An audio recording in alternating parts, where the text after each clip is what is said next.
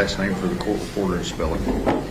My first name is Amy, A-M-Y, and my last name is Fritz, F-R-I-T-Z.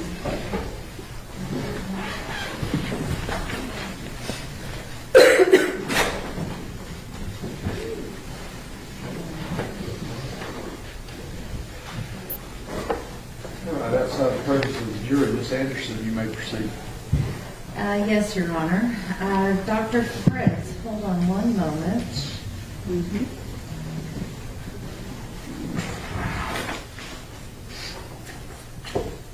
May I approach, Your Honor? Yes, ma'am.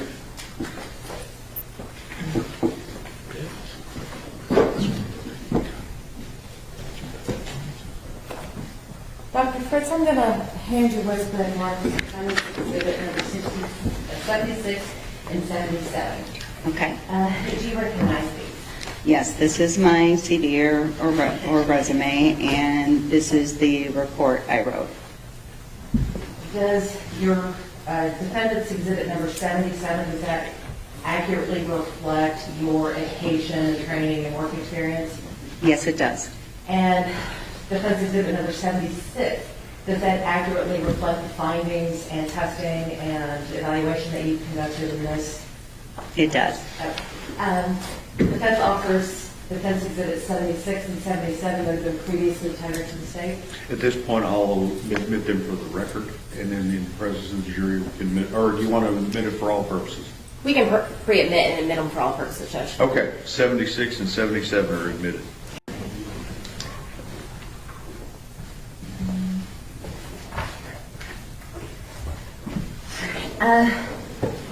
Dr. Fritz, your CV has been offered to evidence, so I'm not going to ask you about your credentials during this. But I did want to ask you, what were you asked to do in this particular case? Sure. So I was contacted by the defense in order to opine on whether Mr. Horner has autism and the social communication traits that are specifically associated with neurodivergence. Did you perform any autism tests to diagnose autism? No. So as a speech-language pathologist, it's not within my scope to make that diagnosis of autism in most states. This expert testimony started like a routine hearing, but quickly turned into a courtroom battle over autism, empathy, and accountability. And one prosecutor's question changed the entire tone. And I can, however, talk about the social communication aspects, which are like half of the diagnostic criteria from the DSM. Have the diagnostic criteria for what? For autism spectrum disorder. In your line of work, how common is it for an expert or for a doctor to rely upon the reports and findings and test results from other experts? I would say somewhat regular, especially, or somewhat common, especially in the forensic world. And what about in the clinical world? I would say in related fields. So, for example, some of my clients have comorbid medical conditions or mental health conditions that are important for me to know more about. When preparing for this case, did you meet with Tanner? Yes, I evaluated him across 2 days, evaluated him in the jail, and I believe I was there for about 4 hours one day and 3.5 the next. During this time that you spent with him, did you conduct any testing of your own? Yes. So, unfortunately, my field doesn't have a lot of standardized assessments that are appropriate to give to adults over the age of 22. There are profiles that are very helpful, and there are some instruments that we can use to provide age equivalencies or other information that's somewhat standardized. So I did perform both informal and formal assessment, as well as observations, record review, and interviewing with the client himself, as well as his grandmother. With regards to the testing that you did do, are those the kinds of tests that are generally accepted in your field? Yes, so the ones that I gave are all very mainstream assessments. So guys, for somebody of Tanner's age, we were the Peabody Picture Vocabulary Test as well as the Expressive One-Word Test. Those are both vocabulary assessments. And then I gave the clinical assessment of language fundamentals. That is actually, the clinical evaluation of language fundamentals. That's actually Okay, hold on, you're talking really fast. Sorry, sir, I'm a little nervous. Well, don't be nervous, because I got to slow down for you. she might throw paper clips at you here in a minute. Oh, no, I don't want to get assaulted here, so let me slow down. Well, let me ask you this, Dr. Fritz. Are all Yeah. of the tests that you performed, are they set out in the report that has been admitted into evidence? They are, yes. What I'd like you to do now is just kind of give us a little brief summary of your findings based on all of the testing and observation and interviews that you did. Sure. So I would say in its most broad scale, I diagnosed Mr. Horner with mild to severe receptive expressive language disorder. That's a strange. The defense calls a speech and language expert to explain the defendant's communication deficits. According to her testimony, behavior that looked cold or emotionless may have been tied to autism spectrum disorder. Diagnosis because it is so differential to say mild to severe, but Mr. Horner has some pretty splintered language skills, so some aspects are he's much more competent in than he is in others. And then I also diagnosed him with what's called symbolic dysfunction relating to pragmatic communication. That's a fancy way of saying that he's got a profound social communication deficit. And that's secondary to his organic autism spectrum disorder diagnosis. So let's talk about these diagnoses. Have you been asked to give an opinion as to how these diagnoses may have impacted Tanner, not just throughout his life, but through the crime itself and up to his present incarceration? Yes. So I basically looked at historic or retrospective information as well as information that happened post-crime and reviewed records, interrogation videos, jail calls, letters he wrote to kind of evaluate the use of language constructs after the crime itself. Why is this important for the jury to know? Because of the fact that he has profound social communication deficits, we see evidence of that in his interrogations, in his interactions with loved ones through the jail calls. That would be certainly indicative of somebody who is struggling with social norms and certainly could be deemed as highly inappropriate. And understanding a little bit more about the nature of his social communication deficits, I think, is really the goal. Without your explanation of what you see in the interrogation videos and the jail calls that you reviewed and some of the other evidence that you reviewed, is it possible for those interactions to be misconstrued? Absolutely. So if you look at the words he said, his demeanor, so how he says things in the interrogation, and certainly following in his letters and in his calls, he would seem completely heartless and very inappropriate at times. And being able to look at it through the lens of somebody who's on the autism spectrum and recognizing breakdowns or differences in social communication is something that I was specifically looking for. Do you think that testimony would assist the jury in deciding the ultimate issues in this case? I think it could. I'll pass the witness, Your Honor. Cross-examination. Thank you, Judge. On your specific conclusions, are you just going to be talking about those 2 diagnoses that are in your report? I'm not sure. Do you mean what will I be asked during direct, or? What are you going to testify specifically about Tanner Horner? So the way that his social communication deficits, along with related, because I am an autism disorder specialist and expert, his related difficulties can be evidenced throughout the crime and his behavior afterwards. And do you have specific examples of that? Yes. And what are those?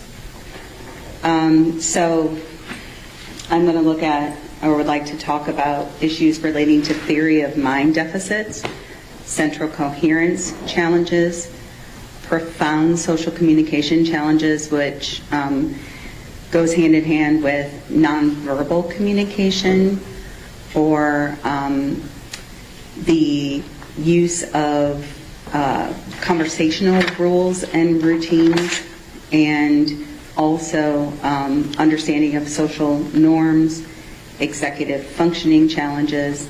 All of those are a part of what we see in autism, and what I specifically was looking at with Mr. Horner. And did you find specific examples of that? Yes, ma'am. And what are those? So I guess I'm not sure how in depth I'm supposed to go, but I can give you, so I guess I wonder how, just go ahead and talk? Yeah. Okay, so some specifics then would be the fact that his pragmatics are that's social communication, highly impaired. And he has what we call basic functional communication and an understanding of social norms in terms of scripted or typical, manners-based speech. So during the assessment, someone sneezed outside of the room and he's yelled out, "Bless you," because he knew that was an appropriate response. His difficulties come into play more with more nuanced or subtle aspects of communication, things like narrative discourse, very difficult for him to tell a story in a linear fashion. He also has significant difficulty being able to express any sort of emotion. I believe that Mr. Horner has a condition known as alexithymia. It's a secondary. Spell that for the court. Sure, it's ALEX. I gotta give me a second so I make sure I do that correctly. The expert tells jurors she reviewed interrogation videos, jail calls, and psychological records. She says the defendant struggled with social norms, emotional expression, and understanding how others perceived him. ALEXITHYMIA. And this is a common trait among individuals on the autism spectrum. It is a challenge for about 40 to 65% of individuals on the spectrum, as opposed to about 10% in the general population.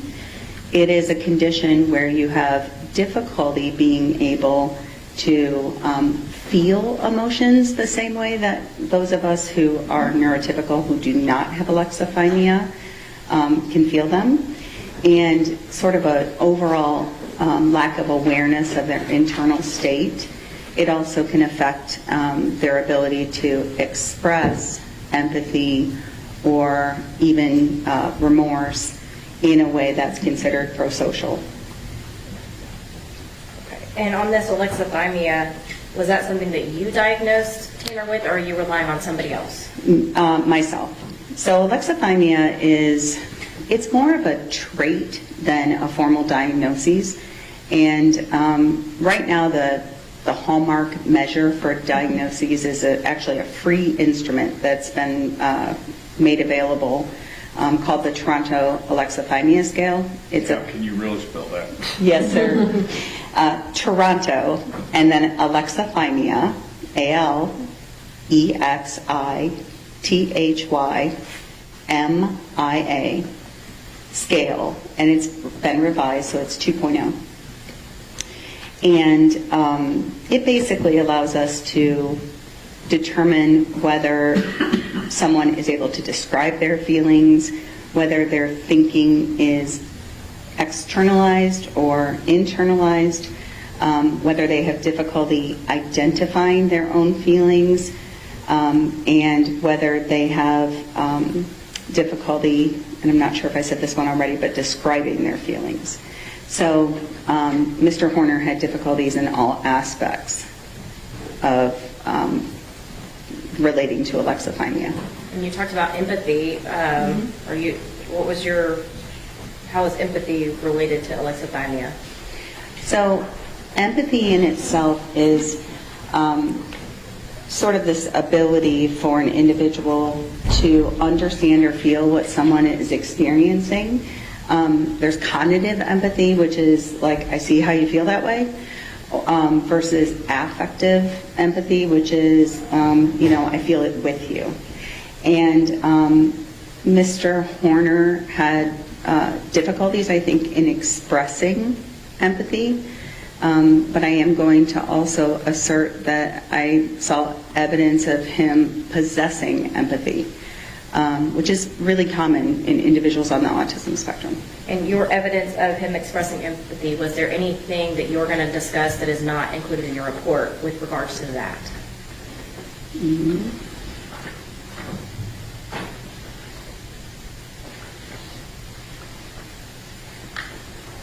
I'm sorry, just give me a moment to look at what I've included. Yeah, you're fine. Thank you. My intention is to talk about, and so I apologize for not answering you directly, but my intention is to talk about evidence in the jail calls, which I think is in the report, evidence in the interrogation. There's less empathy exhibited there. Also in during the actual assessment, and I think that's in the report too.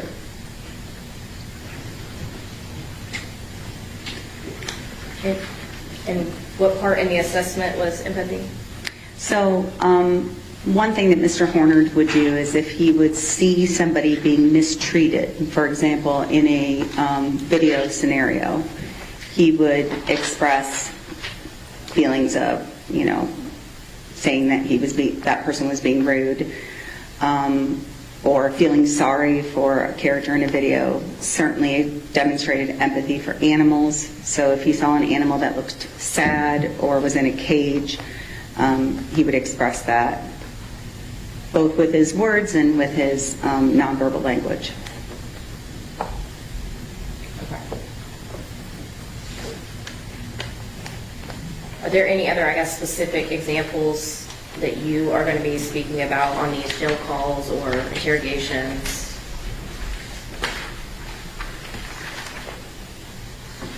I guess in regards to your conclusions, right? Yes, of course. Yeah, one aspect that I think is important, or is as an important example, is when Mr. Horner's mother called him. Then the courtroom briefly lightens. The nervous witness begins speaking too fast, and the judge jokes about paper clips flying across the courtroom. A rare human moment during very heavy testimony. And he couldn't, or he called his mother, couldn't understand why his fellow inmates were looking at him like a monster.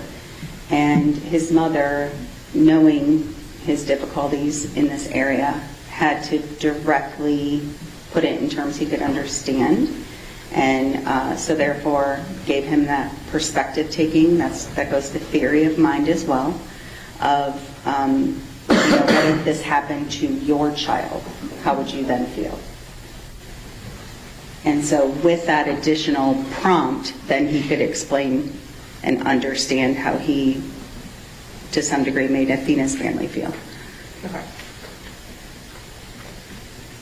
And I believe that you listed in your report all the items that you have reviewed, correct?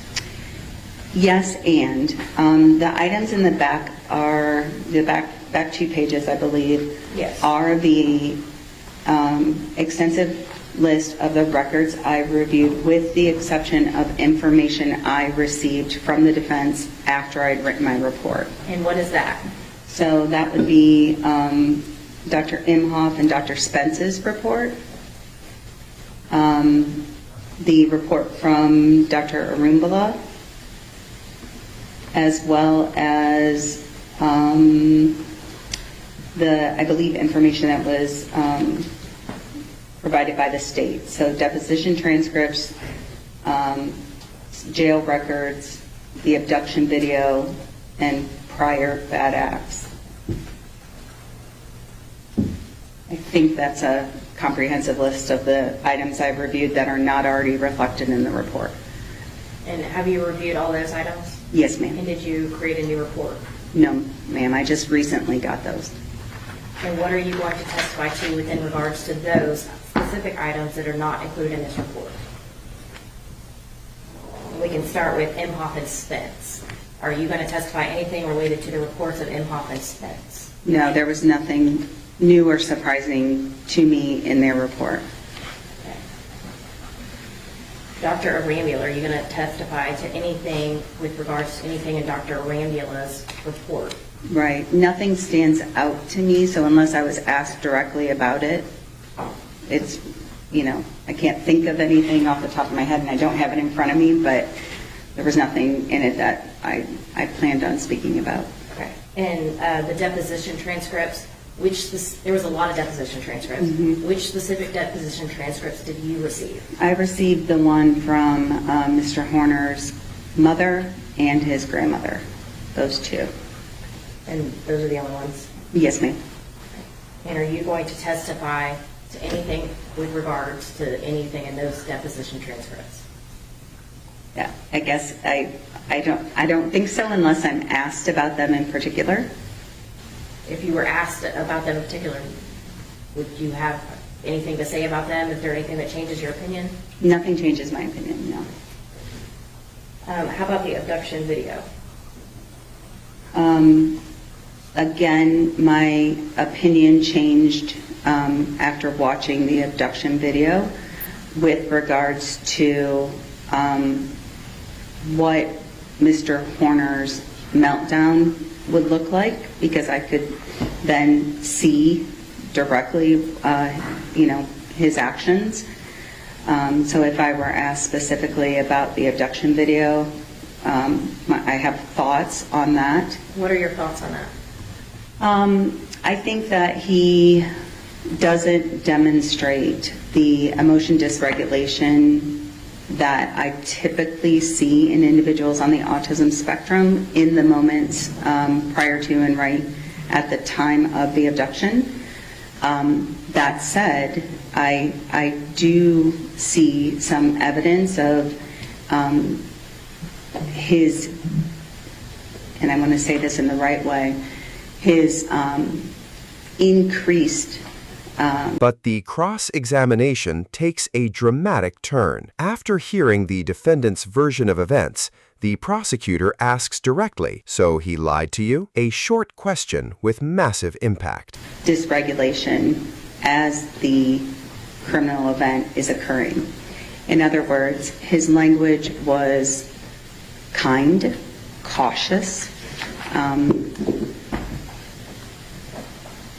easy, and not scary at first, and then became, highly disrespectful and horrific towards Athena. So that change in his language was very evident to me, and something that I could only see once I had seen the video. And that was surprising to you? I think what was surprising was not being able to see the emotion dysregulation because of the fact that Mr. Horner is an affable gentleman who is, certainly has a good sense of humor, is articulate, and I expected to see more of the head banging or of a very red face, some of the things that I see with, somebody who's autistic who's having a meltdown. That said, Mr. Horner in the interrogation describes a period of disassociation without using that word, kind of losing time or, feeling like he wasn't in control of his actions. That I can also see. And to be honest with you, you've heard the adage that when you've seen one person with autism, you've seen one person with autism. It can look very different. So his emotion dysregulation, taking a sort of quieter lens, is not, it was surprising to me, yes, but it's not without precedence.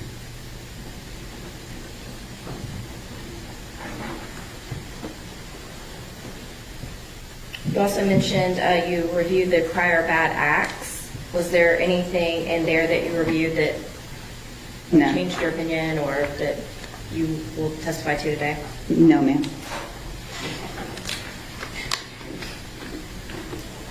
What did Tanner Horner tell you about what he did Mr. to Horner Athena?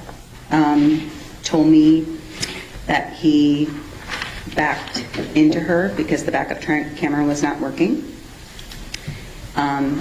He also told me that he strangled her. I would say that the story that he gave me at the time of the evaluation was very similar to what he told the investigators in the interrogation. So he lied to you. Yes, ma'am.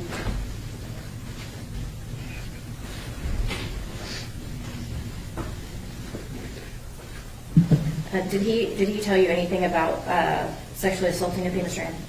No, ma'am, and I didn't ask.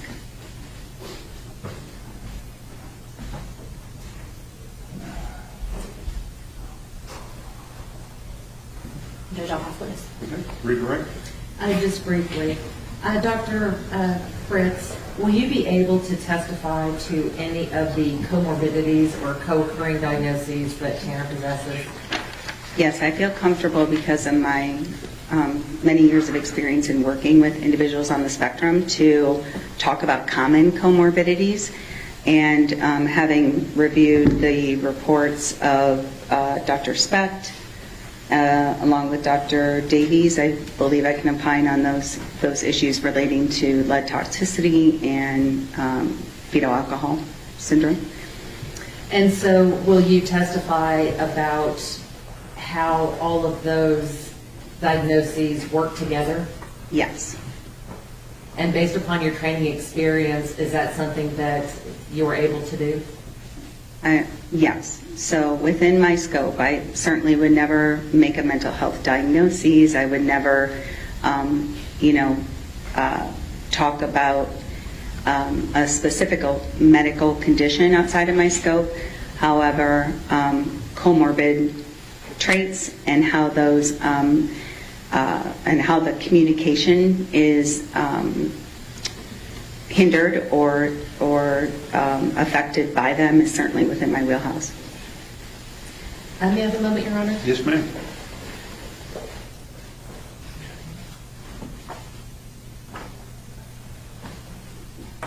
Nothing further, Your Honor. Ms. Dewar? Nothing further, Judge. Thank you, ma'am. You step back in the office. Thank you. By the end, jurors are left with a difficult question. Were the defendant's disturbing actions signs of manipulation or symptoms of profound communication and emotional deficits? The answer could shape the entire case.